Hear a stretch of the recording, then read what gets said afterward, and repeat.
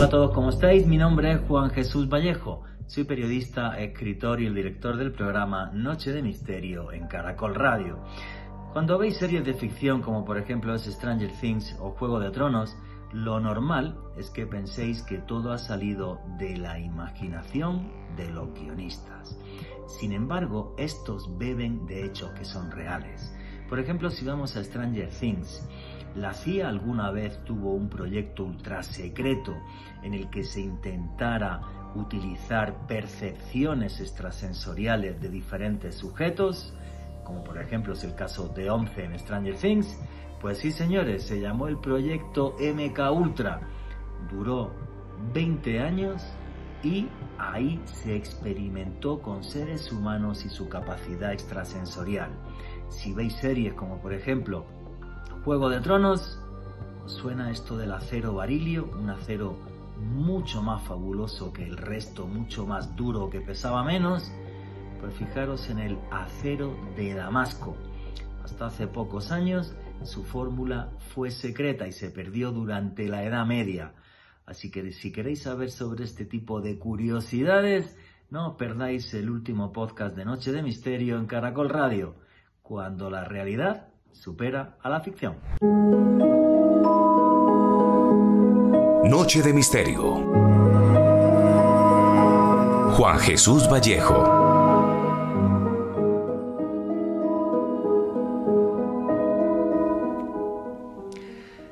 Yo no sé si es porque vivimos en un mundo cada vez más tedioso, donde las noticias son tremendamente marcadas por la política y la polarización, o porque realmente me aburre hasta la infinidad lo banal, y estamos en una sociedad marcada por lo banal. Y es eso, que huyo de lo banal y huyo de lo convencional, y es por eso que me encanta sumergirme en series de televisión y en películas que me llevan hasta mundos de fantasía, hasta mundos repletos de magia y misterio, donde lo imposible se hace real. Sé que soy, digamos, la víctima de una ilusión, ¿no? Una ilusión que dura durante una hora, si es una serie, una hora a la semana. Pero soy tremendamente feliz siendo esa víctima, porque cuando lo que te rodea te aburre, evadirse e irse a lo fantástico es algo realmente maravilloso. Amo el cine de ciencia ficción, amo las series de ciencia ficción, amo la literatura de ciencia ficción. Ya sé que yo lo que hago es periodismo de misterio y lo que intento además es darle a esto una vuelta de tuerca más. Les llevo hasta sus casas cómo lo aparentemente imposible es total y absolutamente real. Y en el programa de hoy vamos a casar las dos cosas. La afición que estoy seguro tienen ustedes a ver series de películas como Star Wars o series de televisión como Juego de Tronos o ahora la que está súper de moda Stranger Things, y demostrarles que los guionistas y los creadores de ese tipo de formatos se basan en hechos reales. Es muy posible que una de estas historias me impactara tanto que a día de hoy en parte lo que soy se lo debo a un señor que se llama Steven Spielberg, aunque no le conozca, porque hizo cuatro, que hablaban de un tipo que se llamaba Indiana Jones. Y ese Indiana Jones se iba a buscar objetos como el Santo Grial, como el Arca de la Alianza. Bien, pues Steven Spielberg, que es un amante del misterio como ustedes y como yo, se basó en hechos reales. Realmente los nazis buscaron el Arca de la Alianza, lo hicieron en Tanis, en Egipto. Y realmente los nazis buscaron el Santo Grial. El encargado fue Otto Rahn y lo buscó en Francia, para ser exacto, cerca al castillo de Montsegur. Y cuando aparece en Indiana Jones y en Templo Maldito, no recuerdo el título que tenía aquí en América Latina, las piedras de Ankara que aparecen, unas piedras así con poderes, bueno, en la tradición hindú, que sepan ustedes que hay 7 piedras sagradas que son los 7 chakras de la tierra. Y además los tipos esos malos que aparecían se basan en los thugs o estranguladores adoradores de la diosa Kali. Todo eso era real. Y cuando lo vi en el cine, empecé a leer y me di cuenta de que era real. Fui años más tarde capaz de, gracias a estudiar realización de cine y televisión y a leer tanto de misterio, de ir a buscar esos objetos mágicos como lo hizo Indiana Jones. No encontré absolutamente nada, pero mi vida se hizo mágica y repleta de misterio. No tuve un amor en cada puerto como Indiana Jones. El actor que hace de Indiana Jones, Harrison Ford, es bastante más guapo que yo, que además soy calvo. Pero, aún así, fui tremendamente feliz, porque conocí otras culturas y otros países y otras identidades y otras formas de ver la vida. Y eso creo que me enriqueció como persona y como ser humano. Y aunque no haya encontrado nada, sé que esos objetos siguen estando ahí.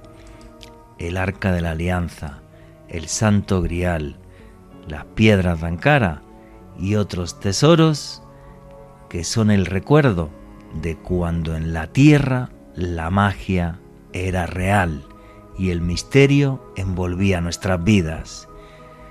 Creo que aunque hace miles de años viviéramos con muchas menos comodidades que a día de hoy, los seres humanos éramos más inteligentes, porque creíamos en la magia y en el misterio. Mi nombre es Juan Jesús Vallejo. Los que queráis seguirme en redes sociales, mi Twitter es @JuanGVallejo, Juan J.E. Vallejo, en Instagram y en Facebook, Juan Jesús Vallejo. Y esto es Noche de Misterio. Y aquí lo que hacemos es periodismo de misterio. Nosotros os ponemos los hechos encima de la mesa y vosotros decidís qué hay detrás y qué no. Hoy buceando en esas series de ficción y en películas que les han encantado y demostrándoles que la realidad supera a la ficción. Y aquí somos una gran familia, la familia del misterio. Nos encanta escuchar sus opiniones. Yo os hago una pregunta. ¿Cuál es vuestra serie o película favorita de ficción, de ciencia ficción? La mía, ya lo he dicho, Indiana Jones. A todos los que os guste el periodismo de misterio, tenéis un canal de YouTube que se llama Oculto tras la sombra. Todas las semanas sacamos podcasts y vídeos. ¿Dónde está el Arca de la Alianza? Pues ahí lo tendréis, en Oculto tras la sombra. Y ya sin más dilación, arrancamos el programa. Alejandro Bernal, amigo compañero, ¿qué hay? ¿Cómo estás? Juan Jesús, un saludo para usted, para Richie en los controles, para nuestros invitados Esteban y Tania, y desde luego un saludo enorme para todos los oyentes de Caracol Radio. Un abrazo muy especial para todas las personas que nos escuchan en diferido a través del podcast que estamos publicando todas las semanas a través del canal de YouTube de Caracol Radio.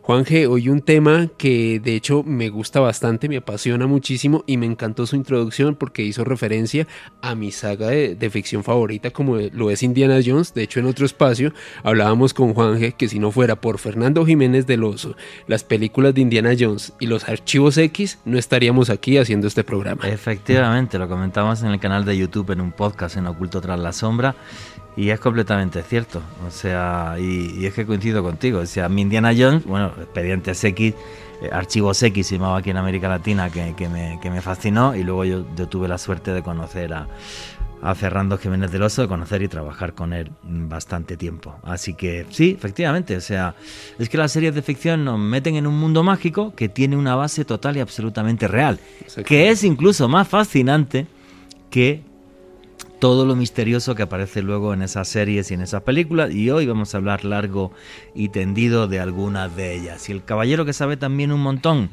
de todo esto es Esteban Cruz Niño, que hacía tiempo que no venías por aquí. Esteban, ¿qué hay? ¿Cómo está? Que es periodista, antropólogo, profe de universidad, dirige el programa Más Allá en Red Más, es polifacético confuso, como dicen en España, hace de todo. Así que... Ustedes dos estaban diciendo algo que es real. O sea, yo entré al misterio gracias a que en Colombia daban un programa que se llama Punto de Encuentro, muy pequeño, fragmentos del doctor Fernando Jiménez del Oso hablando del Sasquatch, hablando de el astronauta de Palenque, hablando de todos estos misterios, y ahí quedé. Y claro, Spielberg, que tenía E.T., que es un alienígena que llega a la Tierra, y Encuentros del Tercer Tipo, que también, además asesorado por ufólogos de talla mundial. Allen Hynek, sí, claro, efectivamente. Pero, señores, los que a mí me traumatizaron, lo que me llevó al misterio, también era una serie de televisión que seguramente vieron ustedes, los que me escuchan. Tania no, porque es muy joven, pero ya va a hablar ella, pero yo estoy seguro que tal vez Juan Jesús tampoco, porque era muy americana y se vio mucho aquí, que se llamaba Ve la batalla final. Uf.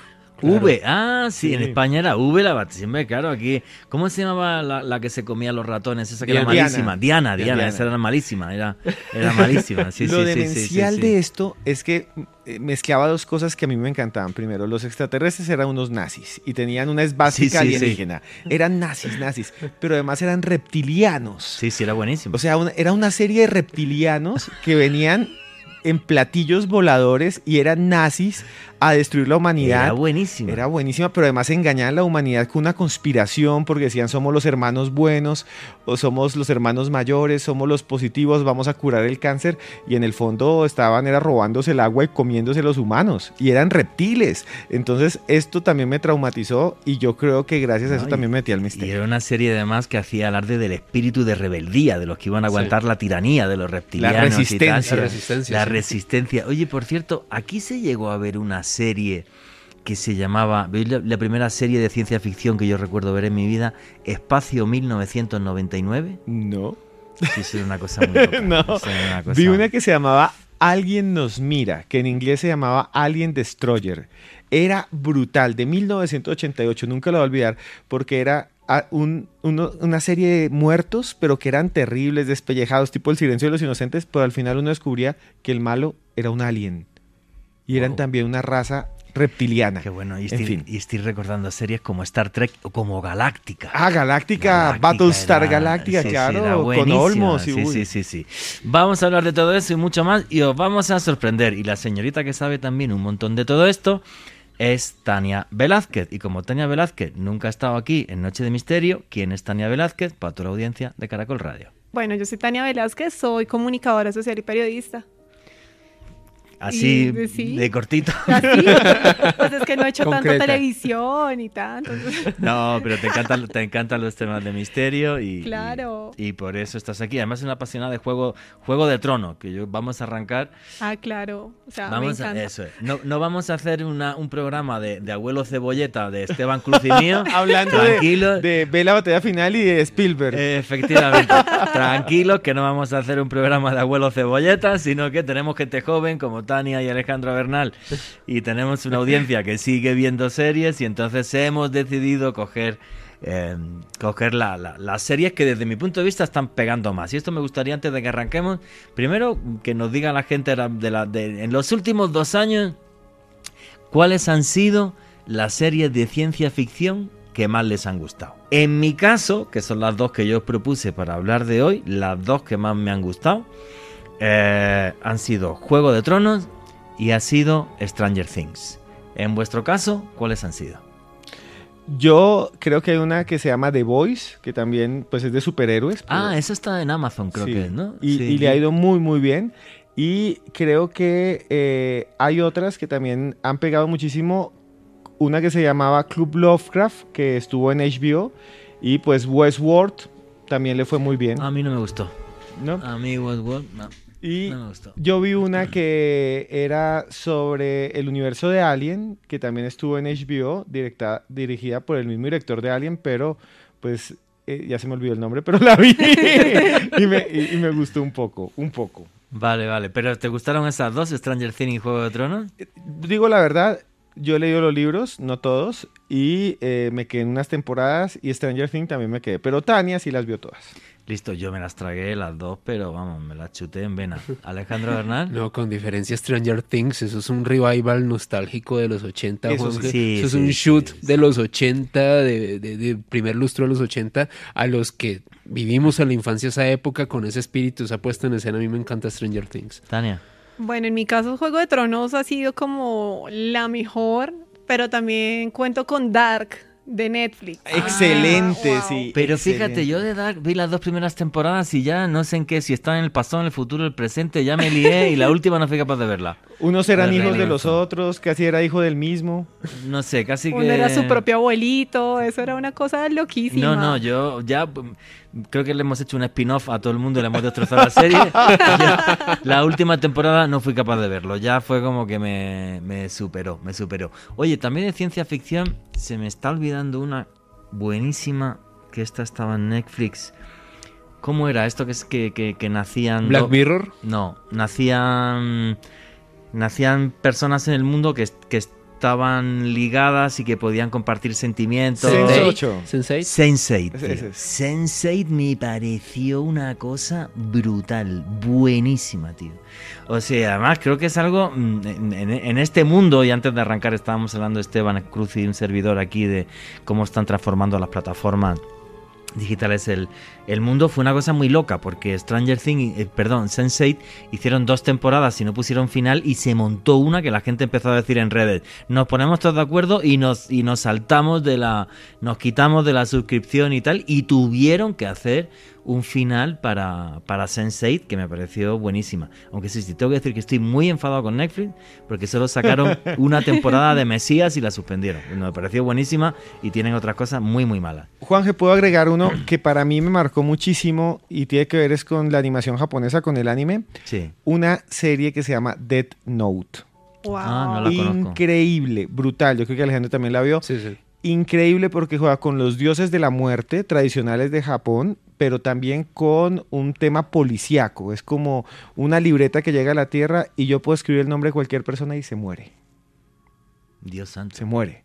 Incluso en Japón y en muchos países del mundo ha habido problemas con niños que compran eso y empiezan a escribirle el nombre del papá y un montón de cosas. Sí, pero y las terrible. venden. Y eso tiene que ver con el misterio y en muchos países se prohibió la serie y es brutal y habla de que el personaje principal pues le llega una libreta y si usted escribe el nombre se muere y que empieza pues a matar políticos y a matar criminales. Uy, Dios mío, si a mí me pasaran la libreta esa con los políticos que hay en el mundo, A Death Note. ni te cuento la que liaría. Es triste, ¿no? Porque, por ejemplo, fíjate, también hablábamos antes que redes sociales como Twitter ya es una continua pelea política, ya no se puede debatir de este tipo de temas prácticamente, ni nada, ya no es tendencia, ¿no? Pero bueno, todo evoluciona en la vida.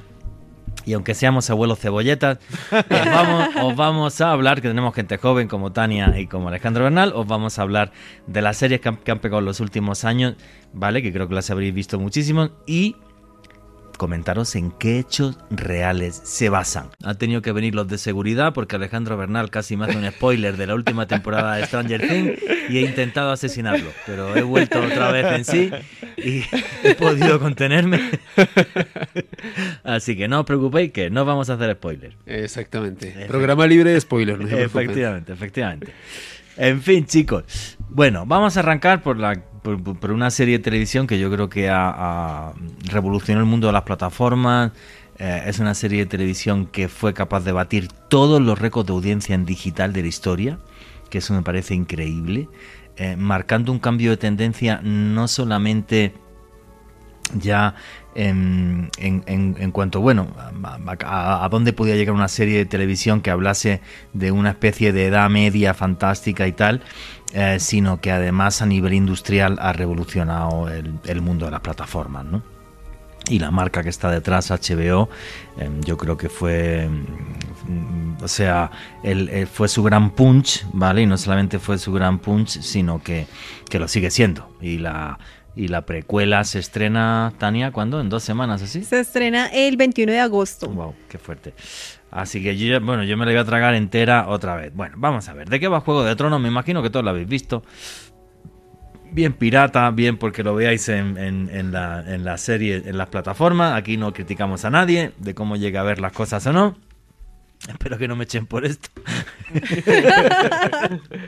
En fin, y a lo que voy es lo siguiente. Bueno, Juego de Tronos básicamente es un mundo fantástico de donde se dibuja un mundo irreal con sus mapas y tal, y hay un continente en el sur donde hay unos tipos que son los Dothraki, ¿vale? Todos así muy cachas y que llevan una espada que es curva, y donde aparece una señora que es capaz de adiestrar dragones, y un mundo en el norte, entre comillas, un mundo más civilizado, que yo digamos, eso ya haría una analogía entre lo que es África y lo que sería Europa, ¿no? Tal y como lo veo yo en la serie, con islas y tal, y entonces, bueno, pues son una serie de reinos que siempre están peleándose entre sí, y hay un tipo sentado en un trono que es el que hace que los reinos no se peleen, y aparecen una serie de personajes malísimos. Pero bueno, dentro de la serie aparecen un montón de cosas, y ahora ya quiero que empecemos con los debates y con las cosas aquí entre todos, que es cómo sería una corte real en la Edad Media. Y hay una figura, por ejemplo, que me parece muy, muy curiosa, que aparece en la serie, que es la mano del rey, que es un tipo que lleva aquí una chapita que le ponen y es, digamos, como el consejero principal del rey, y es el que en cierta medida hasta detrás de bambalinas puede llegar a manejar un estado.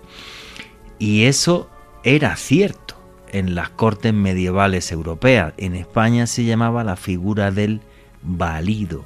El valido más importante de la historia de España fue el conde duque de Olivares, con el rey Felipe IV.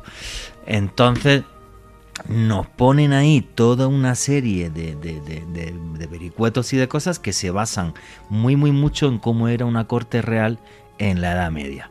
Tania, tú que eres la superfan de la serie, ¿cómo la analizas tú? Venga. Bueno, más que la mano del rey, que ellos decían que él era una mano invisible, que la mano era el que gobernaba, sí, había una figura que me interesaba más, y era la figura de los espías. Uy, eso es buenísimo. Sí. Buenísimo porque bueno, el tema que tenemos de Meñique, de Littlefinger, que era como más hacia los intereses de él, y a él le gustaba como estar detrás de la gente para ver qué beneficios obtenía, pues era una cosa loquísima. Pero el que más me gustaba y que llegó al final fue Lord Varys, la araña. Bueno, yo creo que... El eunuco. El eunuco, exactamente. Era buenísimo, sí. Sí, porque él tenía construido un sistema de redes y todo el mundo le pasaba información. Y al final, cuando tú ves la serie, te das cuenta que el que pone el rey es Lord Varys. No lo pone absolutamente nadie más. Entonces, el spoiler más grande, pero está bien. Le pone, eso te pasa. No, pero pues no dije quién era el que ganaba el Juego de Tronos. Efectivamente. Sí, pero tienes total absolutamente razón. La figura de los servicios secretos y de cómo había personajes que tenían redes de espías en la Edad Media, que además solía ser siempre a través de comerciantes, porque eran los únicos que podían viajar sin levantar sospecha. Cuando aquí hemos hecho alguna serie sobre algún programa sobre espías y demás, hemos comentado, por ejemplo, que el que se conoce como el primer supuesto espía de la historia fue Sinué, el egipcio, que hizo esas labores en Oriente Medio. Pero efectivamente, gracias al comercio y a los comerciantes y todo esto, se podía crear una red de espionaje que era fundamental también en la Edad Media para los intereses de los reyes y de los poderosos. Un análisis buenísimo el que has hecho. Hay una cosa que quería comentarles que recuerdo, y es que incluso esto llega hasta el mundo casi contemporáneo, y es que cuando estaba el Tercer Reich, los nazis, sí, el señor Heinrich Himmler, que era el que manejaba las SS, que además eran místicas y un montón de cosas más, tenía un masajista que se llamaba Felix Kersten. Y este masajista ayudó a salvar a cantidades de personas y era amigo de los reyes y era un espía que hablaba con Hitler. Y nadie se enteraba, claro. Es que escribió en un libro que hace poco me lo leí, que se llama así, se llama El masajista de Himmler o algo así. Y lo que cuenta es que Himmler tenía unos problemas intestinales, se llenaba de gases y un montón de cosas. Y este tipo, Kersten, había estudiado en el Himalaya con los monjes budistas y sabía tocar los puntos de los chakras donde podían evacuarle el intestino. O sea, para que se tirara pedo Hitler, vamos. Y me recuerda a la araña que dice Tania, porque es un personaje que estaba con los grandes jerarcas nazis, que hablaba con von Ribbentrop, que hablaba con el mismo Hitler, que era un tipo gordo, grande, era un obeso grande, Kersten, y llegó a un momento en que les dijo, ¿saben qué? A Himmler le dijo, yo no le vuelvo a hacer ni un masaje si usted no suelta a todos los judíos suecos que tienen un campo. Y Himmler lo soltó. No. Lo pueden buscar, era un tipo obeso, grandísimo. Me recuerda a la araña que decía Tania. Porque estaba dentro de los jerarcas nazis. Además de eso, escuchen muy bien esto. El tipo estudió en el Himalaya y nunca se graduó de nada y decían que era un místico. Y hablaba con otro de apellido Brum, que era el astrólogo de Himmler, y con los dos decía, vea, dígale que en el horóscopo van a matar a Hitler dentro de poco para que suelte a los judíos.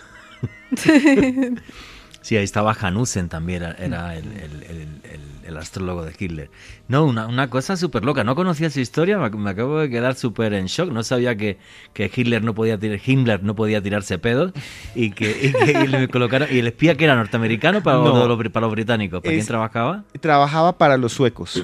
Ah, para los suecos. Trabajaba para los suecos, se llamaba Felix Kersten y hablaba directamente con los reyes, como en Juego de Tronos, con los reyes de Suecia. Y les decían los reyes de Suecia, oiga, nos agarraron a un montón de gente en los campos de concentración que son suecos, porque eran liberales, porque... Entonces, va y dígale a Himmler. Y entonces el otro lo masajeaba. Y hay 2 libros que él mismo escribió que son sus diarios que cuentan cosas increíbles. Por ejemplo, que Hitler era impotente, que Hitler era vegetariano y si se comía un chorizo, mejor dicho, también evacuaba los intestinos. Sí, Hitler era vegetariano, era vegano además, y no tomaba alcohol. Porque, o sea, sí. Yo por eso como chicharrón y me encanta el whisky. Es que claro. Está claro. Nos perdimos de Juego de Tronos y nos fuimos a Tercer Reich. O cuestiones intestinales también. Sí, bueno, ya sabéis que aquí el guión es una cosa que no sé para qué hago porque nunca sirve para absolutamente nada. Gracias también a todos los panelistas que traigo. En fin, sigamos analizando Juego de Tronos. ¿Tienes alguna cosa que comentar de ahí que te llame la atención? Bueno, también el tema de la Batalla de las Rosas, no sé si lo conoces, que es un hecho histórico en el que se basó George Martin para crear Juego de Tronos.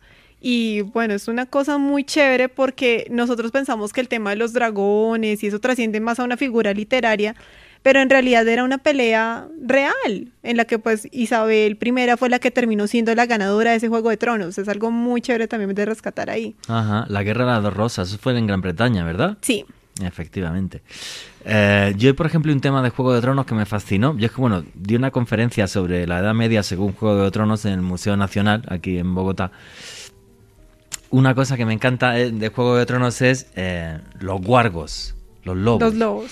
Vale, bueno, pues el perro real que aparece en la serie es un Northern Inuit, es la raza. Obvio, no son tan grandes como aparecen en Juego de Tronos, ¿vale? Simplemente que los hacen luego con efectos en postproducción, ¿vale? Y es una mezcla, ese perro es una mezcla de pastor alemán, de Alaskan Malamuti y de husky siberiano.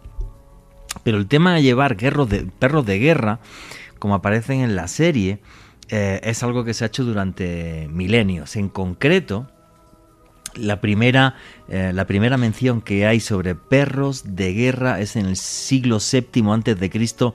en la península de Anatolia, en la actual Turquía. Y luego hay también, por ejemplo, la gente de las tribus de Anatolia, y esto es muy curioso, cuando iban a la guerra, por cada caballero llevaban un lancero con un perro. Esos perros parece ser, no se sabe exactamente, pero parece ser que eran parecidos a lo que hoy sería un mastín napolitano, que son perros muy muy grandes con muchísima fuerza.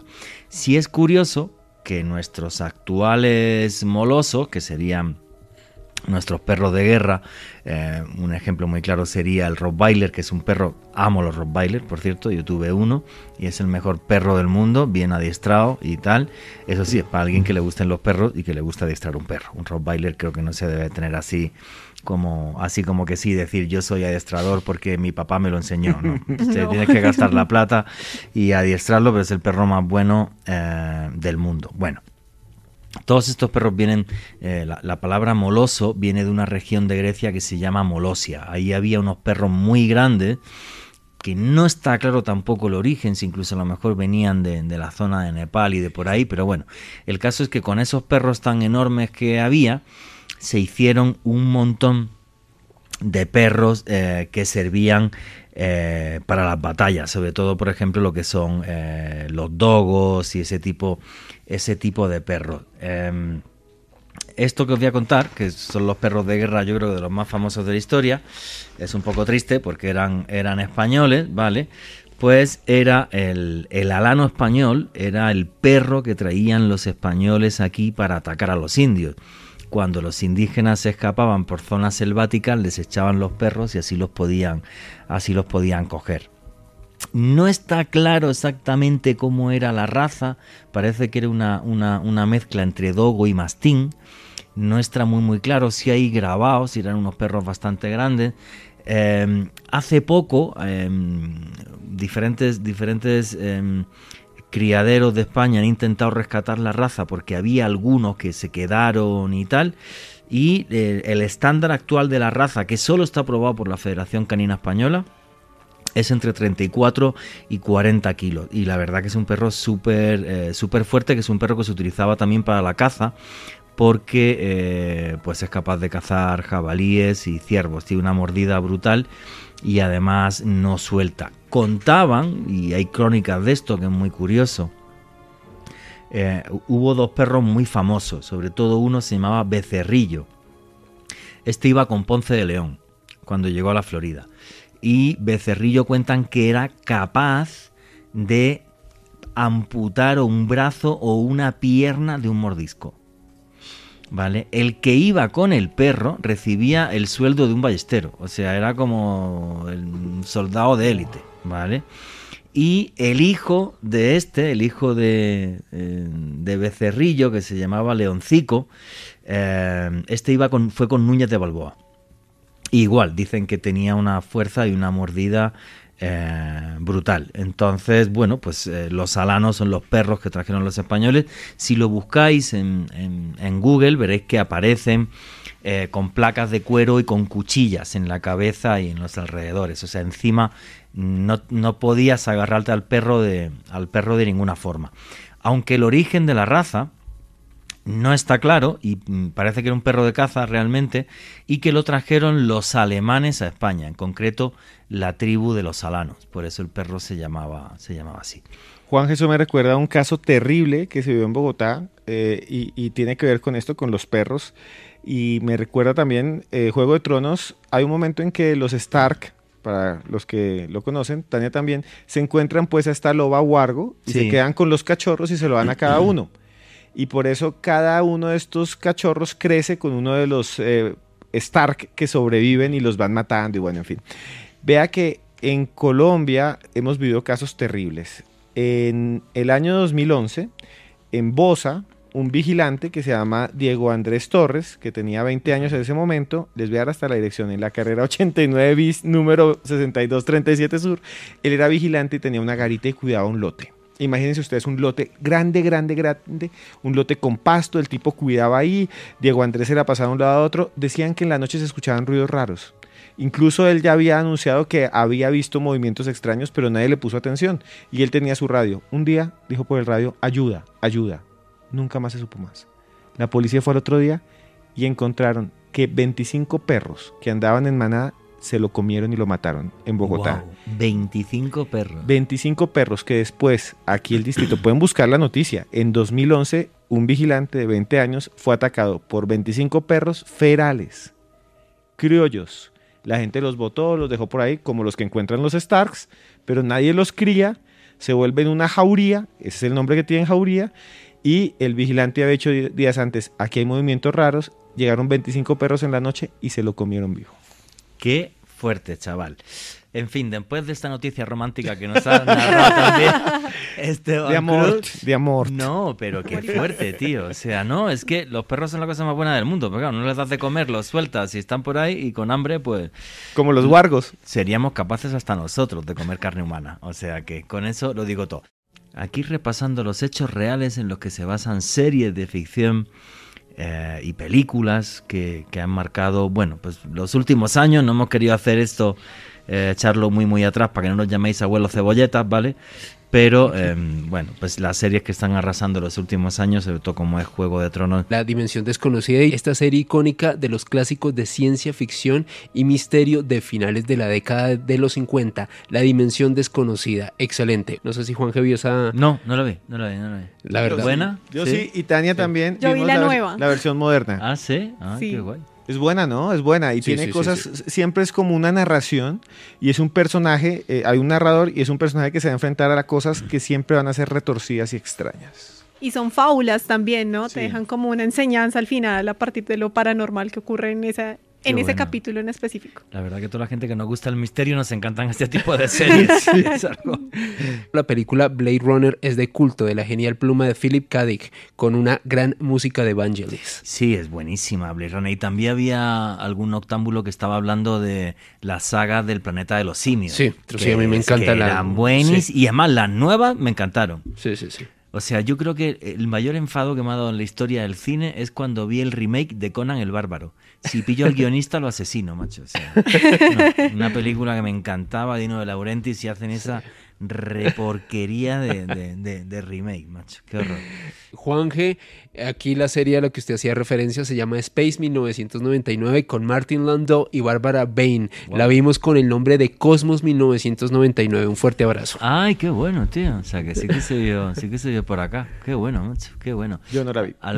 No. Muy bien, señores, y vamos a cerrar el bloque de Juego de Tronos con un par de cositas más, porque el Juego de Tronos no hubiera dado para un programa entero, pero Perfectamente. de sobra. Montones. Sí, pero de sobra. Alejandra Bernal, los caminantes blancos, ¿eso se puede basar en algo real? Juanje, hay algo muy interesante y es que los expertos y fanáticos de Juego de Tronos comentan que los caminantes blancos en realidad son un símil que representa una amenaza real, una amenaza que hace que antiguos enemigos se unan, superen sus diferencias. Hay que tener en cuenta que Juego de Tronos es una serie que en el fondo tiene un sustrato muy importante de intriga política, del deseo del poder, de imponerse los unos sobre los otros, y cuando aparecen estos personajes, no se los voy a spoilear para los que vayan a ver la serie hasta ahora, hacen que esas diferencias que tienen estos clanes permitan que se superen para poder unirse todos y hacerle frente a esa amenaza común, a esos caminantes blancos. Ahora, si lo comparamos con la historia, esto ya ha pasado, sucedió en el siglo XX. Antiguos enemigos históricos como fueron los ingleses y los franceses, Juanje, se tuvieron que unir para hacerle frente a un enemigo en común como fueron los nazis durante la Segunda Guerra Mundial. No solo eso, sino los europeos nos hemos unido después de pegarnos 2000 años en guerra. Exactamente. No es que fuera uno o dos, tuvimos 2000 años matándonos, o sea que no, a mí los caminantes blancos me recuerdan a los zombies, tío. O sea, exactamente. Claro, bueno, los caminantes blancos no eran los zombies son los que les rodeaban y tal, efectivamente.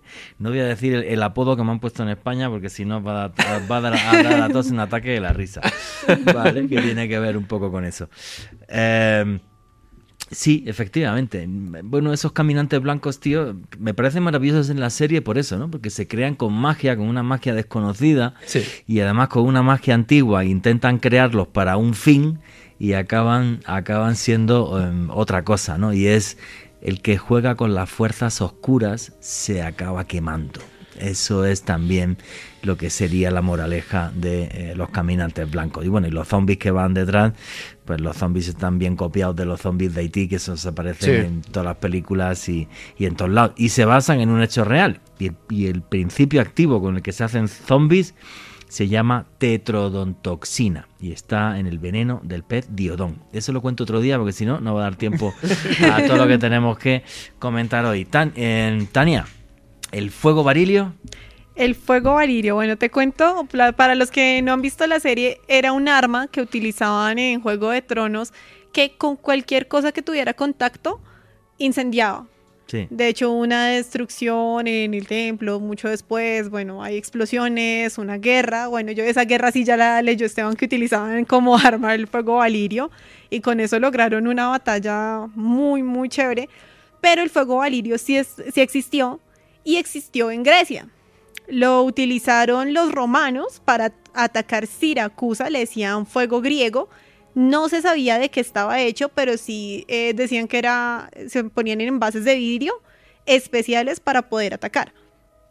Invadieron Siracusa, la lograron asediar, ganaron, y después, ya un poco más adelante en la historia, en las cruzadas utilizaron nuevamente el fuego griego para asediar diferentes ciudades. O sea, sí existió, pero ya de una forma más tangible, por decirlo de esa manera. No, y yo estoy recordando además el famosísimo fuego bizantino, por el que no cayó Bizancio hasta que llegaron los otomanos. Y el fuego bizantino, todavía hay discusión sobre qué es o qué no es. Y es que los barcos de Bizancio, cuando se acercaba otro barco, con un fuelle lanzaban una sustancia pegajosa que iba ardiendo, que eso no había forma de apagarlo. O sea, barco que le caía, barco que, chao pescado. O sea, sí, y todavía se sigue discutiendo si de una mezcla de petróleo con no sé qué, con tal, pero exactamente no se sabe. ¿Y ese fuego, el que tú llamas el fuego griego, se sabe exactamente a día de hoy? Tampoco. No, teoría, tampoco se sabe. Tampoco se sabe.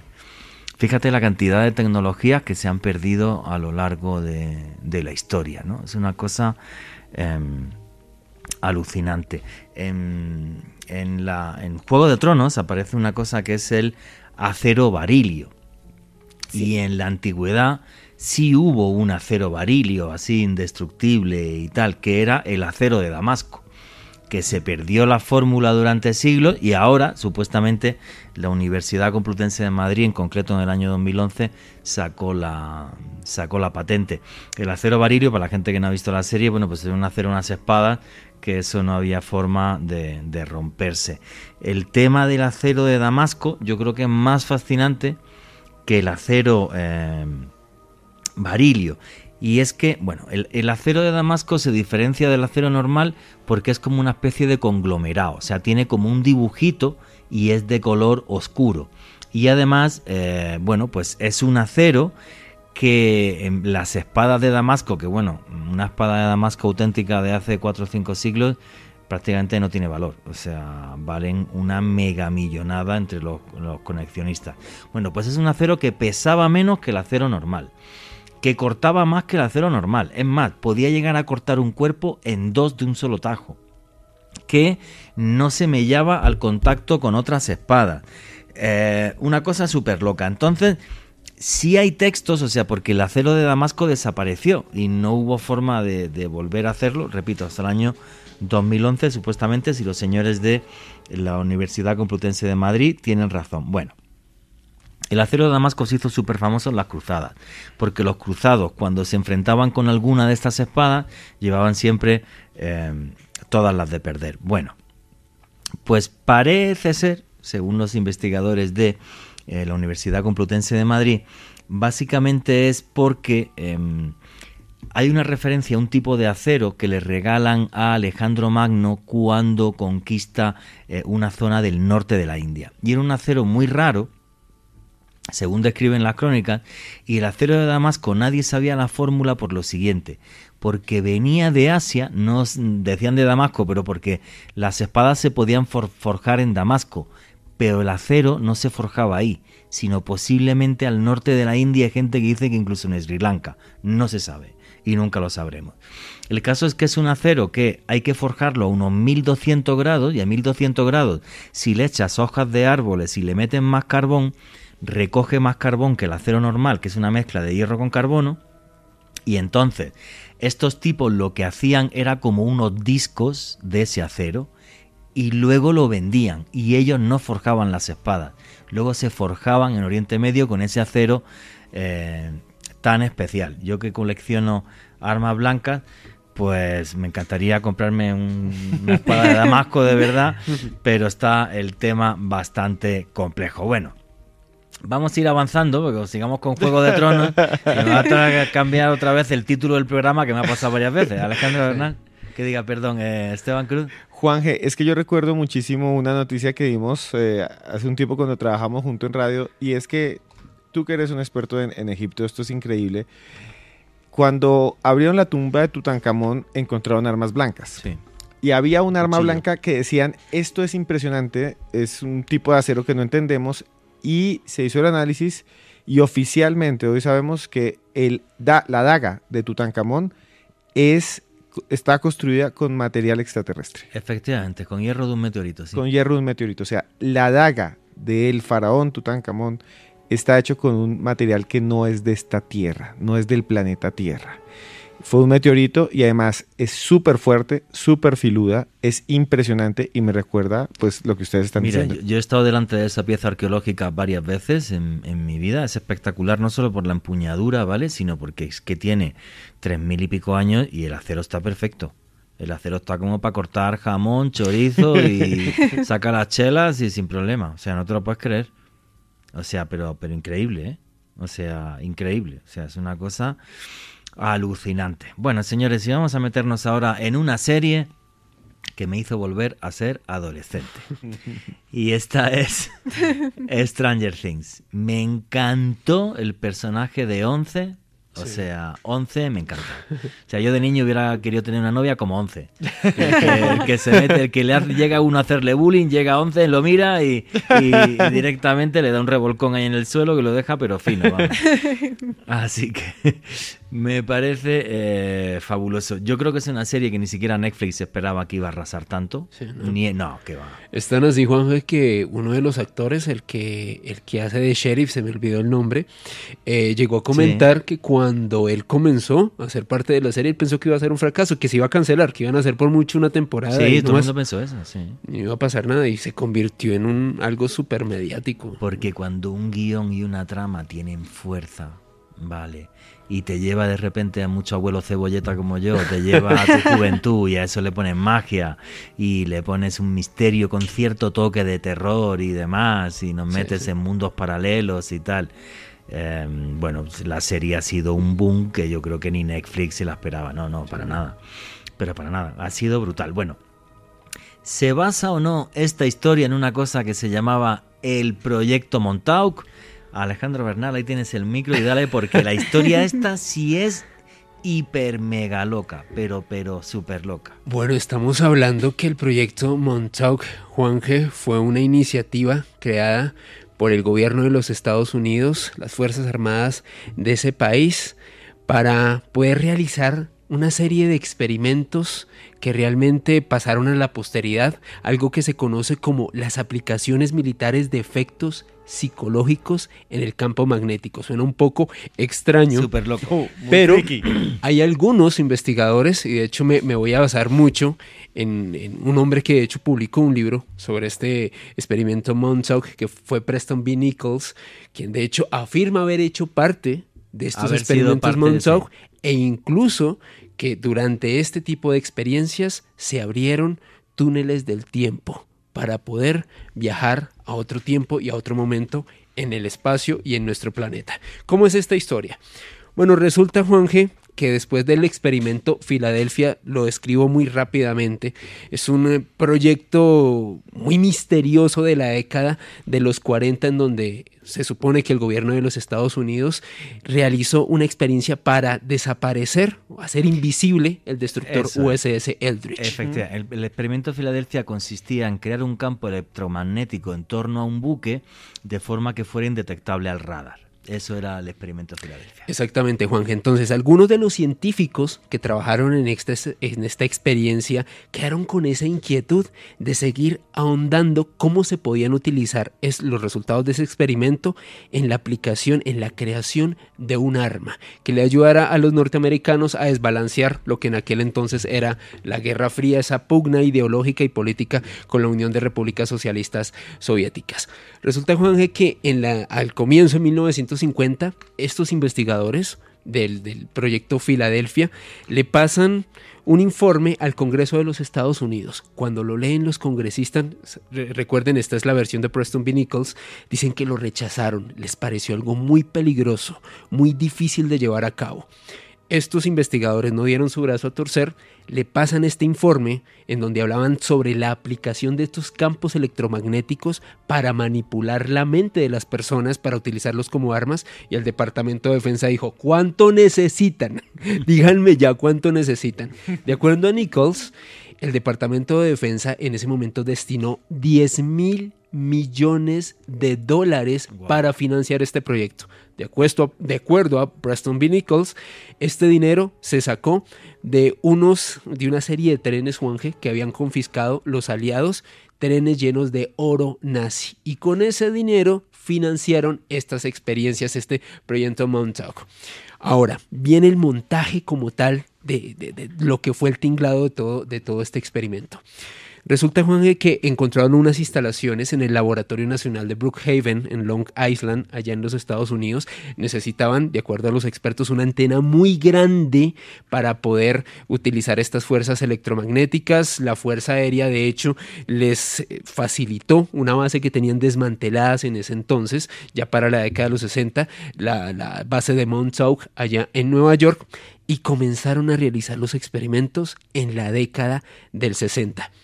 También, obviamente, fueron avanzando, parte de los 70 se llevaron experiencias. ¿Y cuáles fueron los resultados? De acuerdo a Preston B. Nichols, un hombre que dice haber sobrevivido a estas experiencias. Dice lo siguiente, que como tal, en estos experimentos participaron indigentes, quienes fueron secuestrados a la fuerza, fueron llevados a estos búnkeres para realizar estos experimentos, fueron sometidos a grandes cantidades de radiación electromagnética y muy pocos de ellos sobrevivieron.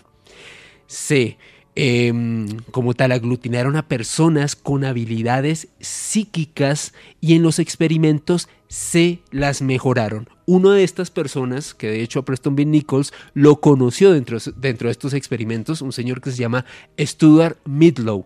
Este señor también afirma haber participado en el proyecto Montauk y dice que de hecho no solamente esta gran cantidad de radiaciones electromagnéticas ampliaron sus capacidades psíquicas, sino que incluso esto le produjo una enorme inestabilidad emocional, una depresión, y de acuerdo a él, muchas de las personas que participaron en estas experiencias terminaron suicidándose porque no soportaron como tal estos experimentos. Ahora, B. Nichols va más allá y dice, esto no fue lo único que sucedió en el proyecto Montauk. El ejército logró crear un túnel del tiempo que le permitió a varios de los investigadores incluso contactar con los señores Al Bielek y Duncan Cameron, quienes desaparecieron en el experimento Filadelfia en 1943. Wow. Abrieron un túnel del tiempo en los 70, retrocedieron unas décadas y pudieron contactar con estos como tal investigadores. Ahora, lo más loco de esto, y esto sí ya se me hace un poco traído de los cabellos, pero reitero, lo dice B. Nichols, es que en un momento, Juanje, de estos experimentos del viaje del tiempo, pudieron contactar con una civilización extraterrestre, que de acuerdo a este señor podía poner en serio peligro la existencia de nuestra especie en este planeta. Tuvieron que destruir las instalaciones y este túnel de tiempo para evitar que esto se convirtiera en un desmadre, y de acuerdo a Nichols, todos los investigadores que hicieron parte de este experimento, algunos de ellos los desaparecieron, a otros los llevaron a Hawái y a otros les manipularon el cerebro para que no recordaran y no dijeran nada. Wow, es una historia... A ver, sí. es una historia un poco loca, ¿no? No sé hasta qué punto puede tener algunas partes de verdad, ¿vale? Porque lo que sí tengo muy claro, no sé si el proyecto Montauk existió a ese nivel y con tal cantidad de plata y tal, sí, pero el proyecto MKUltra sí existió. Totalmente cierto. De eso no cabe ninguna duda. Y que dentro del proyecto MKUltra fueran capaces de llevarse indigentes y someterlos a... Claro que sí. Eso es... Ya, lo hicieron. Claro, lo han hecho muchas veces. Sí, claro. Los Estados Unidos han hecho cosas como coger a sus propios militares y rociarlos de químicos y ponerlos a radiación para ver qué les pasaba, y ellos lo aceptaron. Es que, bueno, sí, con el famoso agente naranja, sí, asumimos claro, militares y luego perdieron el juicio y tuvieron que indemnizarlo. Y no ahora lo van a hacer con habitantes de calle, pues bueno, el proyecto MKUltra, que viene de Mind Control y la red ultra que de espionaje, luego lo comentas ahora con detalle okay, vale, pero básicamente fueron durante 20 años, sí, pero es que se llegó a tener el 6% del presupuesto de la CIA. Sí. El 6%. Eso son una cantidad de millones de dólares que no nos cabe en el cerebro. Absurda. O sea, es brutal. O sea, y ahí está claro que utilizaron drogas como el LSD y lo tuvieron que reconocer públicamente, donde llegaron a cargarse a científicos, como es el caso de Olsen, Frank Olsen.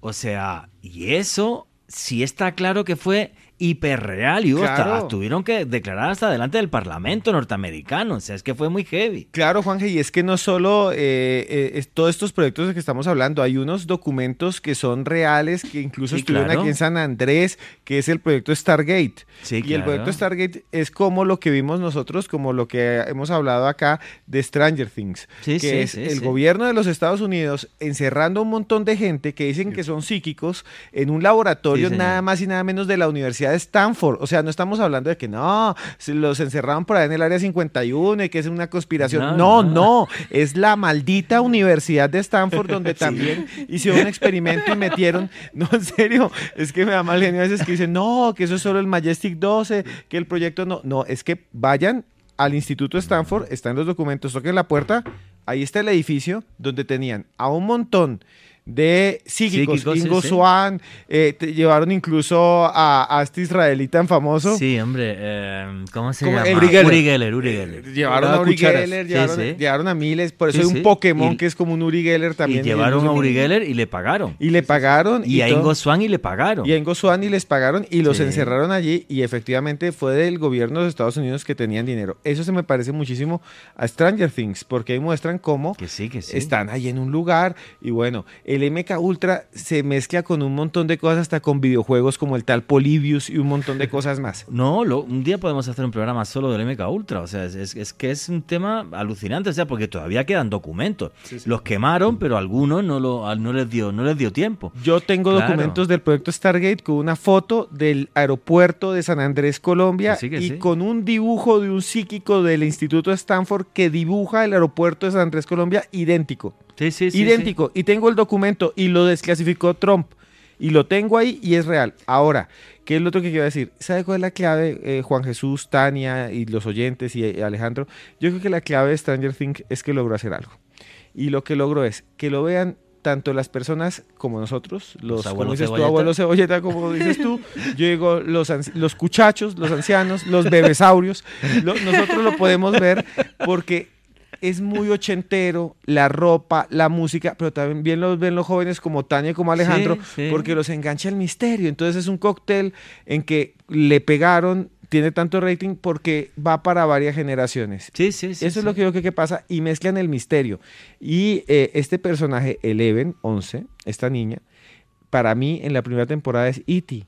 Es como si tuvieran a E.T. E.T. se acuerda que lo coge el niño, E.T. de Spielberg, el extraterrestre. E.T., sí, el que parece una tortuga. Tiene carajeta de tortuga. Es como una tortuga café. Entonces, sin caparazón. Entonces, E.T. que dice todo el tiempo, quiero volver a casa y no sé qué más, que viene en un ovni, además, es Spielberg, el misterio. Eleven, también hay un momento que es como que los niños la tienen, igual que E.T., y la disfrazan de... es igualito, y la tienen debajo de una mesa, ¿o no? Es lo mismo. Sí, coge ese tema de esconder lo misterioso con un juego de niños y tal, y es una serie capaz de enganchar a niños, adolescentes y abuelos cebolletas. Es que es buenísima, o sea, es que es brutal. El día que se grabe las conversaciones que tenemos aquí, cuando están poniendo los boletines informativos, madre mía, ese día no sé si vamos a batir todos los récords de audiencia, nos echan porque decimos cachorrada. Nos cancelan. Tremenda, pero bueno. Estábamos comentando que realmente el proyecto Montauk, que se basa en los testimonios de Nichols y alguno más, puede tener ciertas lagunas o ciertas cosas que nos puedan parecer un poco fantásticas. Sí.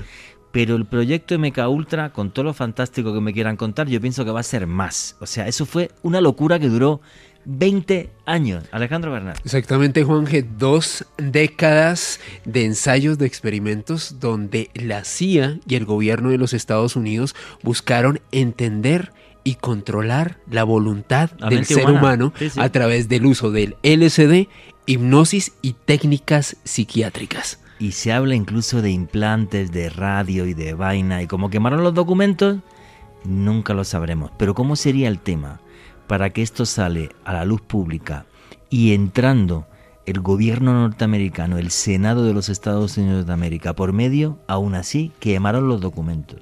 Sí. Dije, me meten en la cárcel, pero que no sepan todo lo que hay, porque va a ir a la cárcel hasta mi tataranieto. O sea, muy heavy. Así de fuerte era esa información, sí. Juanje. ¿Cuál es el antecedente? Tenemos que viajar en el tiempo, la mitad del siglo pasado, año 1953, y resulta que como tal este proyecto MK Ultra inicia por orden de Alan Dulles, quien en aquel entonces era el director de la CIA.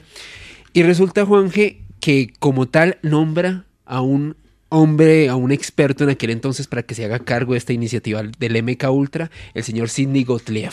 Este hombre tenía el objetivo en aquel entonces de producir una droga que obligara a las personas a decir la verdad. Sí. Algo muy interesante, y es que en la medida en la que ha pasado el tiempo y se ha destapado esta auténtica caja de Pandora, se ha descubierto que se desarrollaron más de 150 subproyectos asociados al MK Ultra. Y eso es lo heavy. Y nunca sabremos a dónde fueron esos más de 150 subproyectos. Y ahí me creo que existe el proyecto Montauk y cualquier cosa. Se habló, por ejemplo, uno de los proyectos era el proyecto Pandora. Exacto. Cómo crear terror en una tropa enemiga. Bueno, y hubo un proyecto muy loco, que tampoco se demostró, pero dicen que sí existió, que era, por ejemplo, cómo convertir a un tipo en un depravado sexual. Y además, pues dicen que lo crearon para fastidiar para Fidel Castro. Exactamente. Claro, si tú ves a Fidel Castro remega homosexual y loco tal y no sé qué, pues se lo tienen que cargar. O sea, fue una cosa demencial, demencial. ¿Cuál fue uno de los grandes experimentos y antecedentes respecto a este proyecto MK Ultra? Juanje, Tania, Esteban y oyentes, tenemos que remontarnos al año 1951, en específico el 15 de agosto de este año.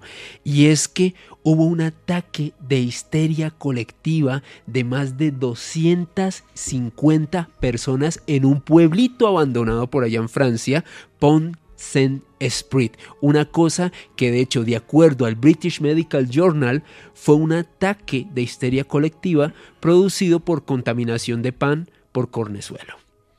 Una cosa inusitada. Supuestamente. Vale.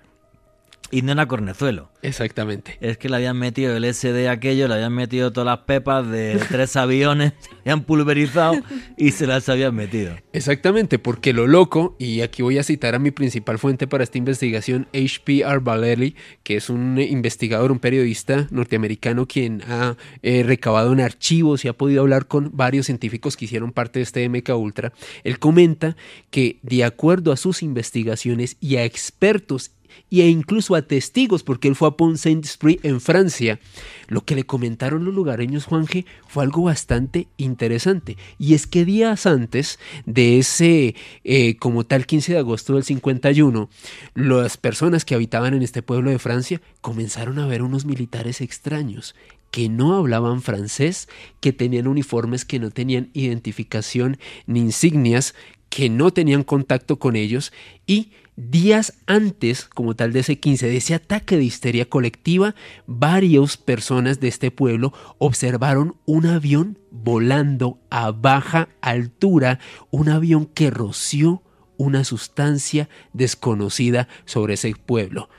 Momentos después de que pasara ese avión, más de 250 personas en un ataque de histeria, de escenas de horror y patetismo, personas que se arrojaban al piso, se arrancaban la ropa, personas que decían que sentían que se estaban quemando por dentro, otros que comenzaron a tener alucinaciones. Algo realmente extraño, Juanje, ocurrió el 16 de agosto de 1951 a raíz de ese experimento controlado que, de acuerdo al Arbalelli, realizaron los funcionarios del ejército, de las Fuerzas Armadas de los Estados Unidos y de la CIA en Francia en 1951. Bueno, para dar un pequeño dato del proyecto MK Ultra, vale, que esto sí es me parece, no sé cómo definirlo, vale. Hubo un señor que se llamaba Jack Ruby, un ultraderechista que era parte del proyecto MK Ultra, y este señor le dio tal dosis a un elefante del zoológico de Oklahoma de LSD que lo mató. Mató al elefante de sobredosis de LSD. Y eso es parte del proyecto de MK Ultra y está hiper mega comprobado. O sea, es de locos. Exactamente, Juanje. Pero de locos, o sea, es una cosa de no creértelo. Y la principal víctima, Juanje, el que suscitó como tal el gran escándalo del proyecto MK Ultra, Frank Olson, un experto en química, un experto en guerra química, de hecho, de la CIA y del gobierno de los Estados Unidos, uno de los hombres más valiosos en este ámbito. ¿Qué nos dice Al-Barali al respecto?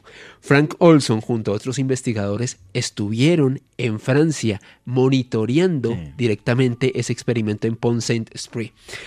Y resulta que parece que este señor Olson se iba mucho de lengua, se iba mucho de palabra y comenzó a comentarle a personas allegadas a él que él junto a otros funcionarios de la CIA habían estado en Francia haciendo unos experimentos y cuando se enteraron, los funcionarios de la CIA le dijeron: señor Olson, cállese o lo callamos. Entonces pasó lo siguiente. Les propusieron hacer un retiro en Deep Creek Lake, tanto a Frank Olson como a varios de los científicos que hicieron parte de este experimento en Francia, y les dijeron: hombre, pues ya que ustedes son tan expertos en esto, los vamos a someter a ofrecer una dosis pequeña de LSD, y ustedes nos dicen a ver qué sienten, qué experimentan, cómo les va y demás. Después de eso, de acuerdo al Barelli, a Olson y a los otros científicos, Juanje, los sometieron a una serie de interrogatorios exhaustivos, a unas pruebas que al día de hoy no están muy claras. Para nada. Lo cierto es que la esposa de Frank Olson, Alice Olson, dice: curiosamente, mi esposo, después de ese retiro y esa integración que tuvo por parte de la CIA, llegó totalmente cambiado. Antes era un hombre afable, muy tranquilo, muy amoroso. Llegó siendo un tipo súper desconfiado, desaliñado, muy ansioso, como si algo le estuviera pasando. Olson pidió ayuda después de esto. Él pensó que era simplemente un tema normal que estaba viviendo, una crisis de su edad, y resulta, Juanje, que la CIA le asigna al doctor Harold Abramson en Nueva York. Y Harold Abramson se le ocurre la genial idea de decirle a Frank Olson: no, tranquilo hombre, mire, esto se cura simplemente con un somnífero, tome un Nembutal. Olson le decía: bueno, ¿hay algún problema en que yo lo mezcle con alcohol? No, tranquilo, no se preocupe por eso, tranquilo, que aquí lo estamos monitoreando. Ese médico me gusta.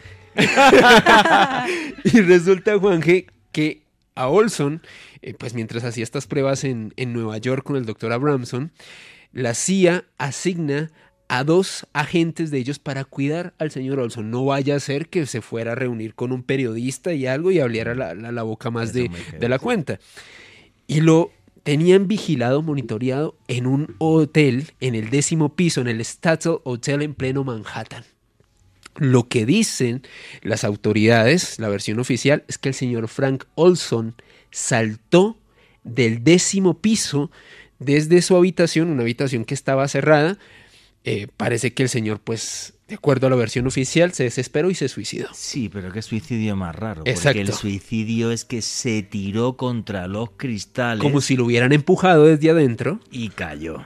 Exacto. Vale. Eso me recuerda muchas de estas extrañas muertes que aparecen alrededor de todos estos casos, ¿no? Desde Jacobo Greenberg, que también investiga lo mismo, la conciencia, y también con el LSD.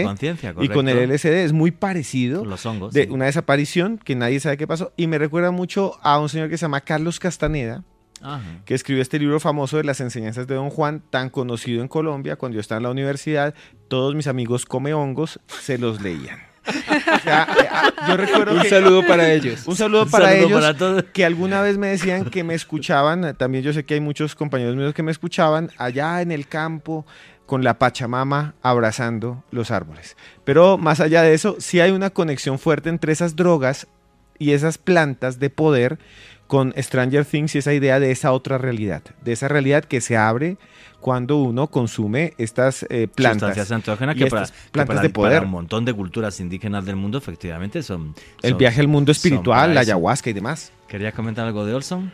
Bueno, sí, terminando lo de Olson también, fueron 2 años después a la Casa Blanca. El presidente Ford invitó a la familia a que hablara con él, le pidió disculpas. Y les pagaron. Exactamente. Reconocieron. Sí. Le pagaron a la familia $750,000. Y bueno, continuando con lo que decimos del extraño suicidio, sí, en el 94 exhumaron el cadáver, realizaron una autopsia y en la autopsia se dieron cuenta que las heridas del cráneo no eran consistentes con la caída del edificio. Exacto. Entonces lo que hacía eso era contrarrestar la versión de los gobiernos y la familia Olson pues alegó que había sido asesinado y se cerró el caso en el 96 nuevamente.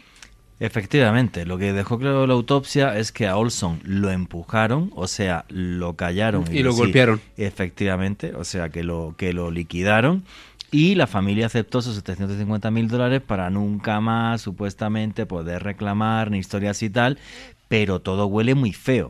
O sea, fijaros qué historia. Alejandro Bernal nos cuenta la historia del proyecto Montauk y uno se queda como, ¿y será verdad o no? Pero te metes en lo que se sabe del MK Ultra y claro que empiezas a creerte cosas de Montauk. Claro que te lo crees. Claro que sí. Además tiene coherencia y lo que nos dice también Tania, o sea, después de un montón de días que nos dicen, hacen una autopsia y dicen, este señor sí tiene un cráneo roto, no como si él se hubiera suicidado, sino como si lo hubieran proyectado, lanzado por una ventana. Pero lo que tiene el otro proyecto es que también une un montón de cosas del misterio que ya tienen que ver con la conspiración que tanto le gustan a todos los que están acá, a Juan Jesús, Tania y Alejandro, que es que dicen que usan el famoso oro de los nazis, de los trenes nazis, para financiarlo. O sea, hay una conexión ahí todavía más mística, ¿no? Bueno, mística, pues no utilizaron la cocaína de Pablo Escobar Gaviria para financiar la guerra de El Salvador y a través de un señor que se llamaba Barry Seal, que es que se sabe hasta el nombre del señor todo, las avionetas con las que llevaba, el perico hasta el aeropuerto de Kansas, el de Mina era, o sea... Entonces, claro, han hecho cosas tan remega locas que bueno, pues se queda uno... Y por eso, volviendo a Stranger Things, volviendo a la serie, por eso volviendo a la serie, sí hay estos científicos que están en toda la serie, que están tratando de, en una planta, como una planta de energía nuclear, que es el otro gran miedo de los Estados Unidos, las plantas nucleares, creo que tienen, de estar en contacto con este mundo de esta otra realidad paralela. Sí. En algún momento se mezcla y surge unas criaturas que nos recuerdan, Tania, también a los famosos juegos de rol, a los calabozos y dragones, que también tienen que ver con el MK Ultra. Esos juegos de rol también se investigaron con estos proyectos. No, sí, es una cosa súper loca. ¿Quieres contar algo, Tania? Sí, de hecho, en la 4ª temporada, Juanje, tápate los oídos porque no lo... Fuera del estudio. No, bueno, para no entrar en detalles y no hacerte spoiler, retoman el tema de calabozos y dragones, pero también desde el punto de vista del satanismo.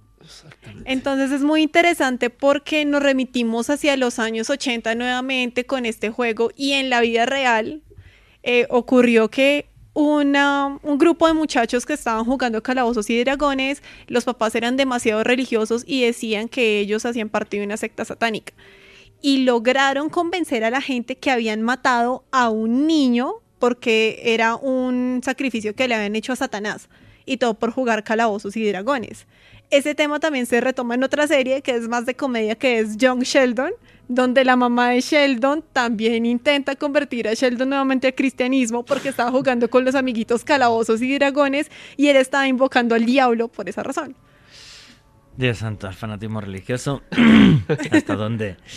¿Hasta dónde nos lleva? No sé, yo creo que la fuerza y el poder que tienen estas series como Juego de Tronos y Stranger Things, yo creo que han sido los dos bombazos más importantes de audiencia en los últimos años, es que nos meten en historias que son total y absolutamente fantásticas, pero contadas de tal forma que parecen muy veraces. Y ese es el poder también del periodismo de misterio, de lo que hacemos aquí, ¿no? Hoy hemos querido unir esos dos mundos, porque yo sé que a todos los noctámbulos les apasionan y a nosotros también. Y efectivamente, y con Stranger Things pasa exactamente igual que con Juego de Tronos. O sea, pues te mete en ese mundo fantástico, en este caso conspiranoico, porque el mundo de Juego de Tronos es un mundo medieval fantástico, con esos dragones y esos elementos fantásticos, y ese es el Señor de la Noche y todo esto y tal, mientras que el proyecto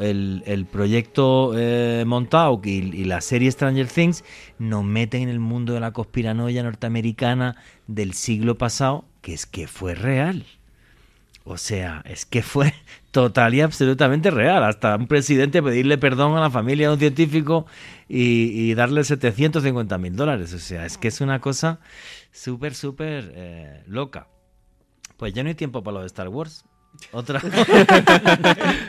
Ya no teníamos mucho preparado con misterio, pero realmente lo que usted dice, Juan Jesús, yo creo que la clave de estas dos historias es que son historias que ya las habíamos contado, que ya las conocíamos, y lo que hacen los guionistas es enlazar, conectar. Sí, claro. Claro, ya estaba, como lo hace Steven Spielberg, como comenzamos el programa. O sea, es que sí buscaron las reliquias de Jesucristo los nazis, y sí viajaron por todo el mundo, y sí hubo gente en Egipto, y hubo nazis luchando en Egipto, que era el famoso mariscal Rommel, que además buscaba entre las pirámides los objetos sagrados también, porque sí, Hitler sí creía con la sociedad Thule y en la mística en ese poder. Entonces, y creó todo un cuerpo de intelectuales que era la Ahnenerbe, financiados con fondos del partido nazi. Sí, es que fue totalmente real, pero fíjate, elementos que no me dio tiempo ni a contar, por ejemplo, de Juego de Tronos. El famoso muro que separa el mundo civilizado del incivilizado. El muro de Adriano, que se construyó separando Inglaterra, separando el norte, Escocia, donde vivían los bárbaros, de tal.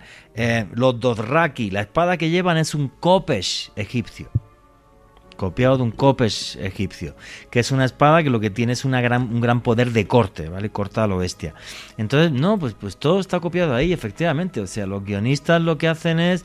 Mira, yo cuando estudiaba cine y televisión, me decían en la escuela una cosa que nunca olvidaré. Me decían, mira, un buen guionista de cine o televisión es una persona que sabe un poquito de muchas cosas.